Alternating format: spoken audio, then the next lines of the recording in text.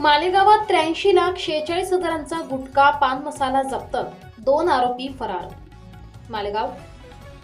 महाराष्ट्रात उत्पादन, साठवणूक, वितरण आणि विक्रीस प्रतिबंधित असलेल्या सुगंधित तंबाखू, गुटखा व पान मसाल्याची वाहतूक करणाऱ्या मालवाहू ट्रकवर पवारवाडी पोलिसांनी मोठी कारवाई केली आहे. या कारवाईत प्रतिबंधित तंबाखूजन्य पदार्थांसह आयशर ट्रक व मोबाईल असा तब्बल 83,46,000 रुपयांचा मुद्देमाल जप्त करण्यात आलाय. या प्रकरणातील 2 संशयित आरोपी मात्र फरार आहेत.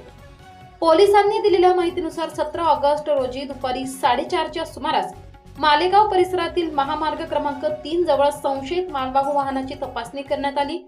यावेळी MH18BZ 4495 क्रमांकाच्या चॉकलेटी रंगाच्या आयशर मालवाहू ट्रकमध्ये मोठ्या प्रमाणात प्रतिबंधित तंबाखूजन्य पदार्थ आढळून आले. पोलिसांनी ट्रकमधून विविध प्रकारच्या पॅकिंगमधील सुगंधित तंबाखू, गुटखा आणि पान मसाल्याच्या गोण्या जप्त केल्या.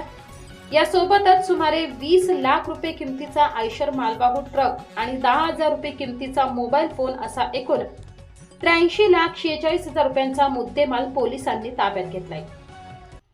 या प्रकरणी अन्न व औषध प्रशासन विभागाच्या अधिकाऱ्यांच्या तक्रारीवरून पवारवाडी पोलीस ठाण्यात गुन्हा दाखल करण्यात आलाय.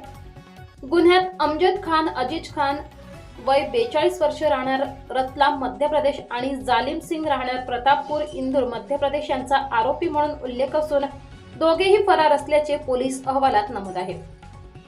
महाराष्ट्रात प्रतिबंधित असलेल्या तंबाखूजन्य पदार्थांची साठवणूक व वाहतूक करून त्यांची विक्री करण्याच्या उद्देशाने हा माल नेला जात असल्याचा पोलिसांना संशय आहे.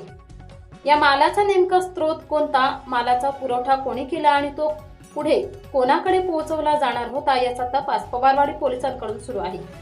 फरार आरोपींचा शोध घेण्यासाठीही पोलिसांकडून प्रयत्न सुरू आहेत. S9 TV न्यूज साठी गणेश शिंदे, मालेगाव. आपल्या चॅनलला नक्की सबस्क्राईब करा, बेल आयकॉन दाबायला विसरू नका.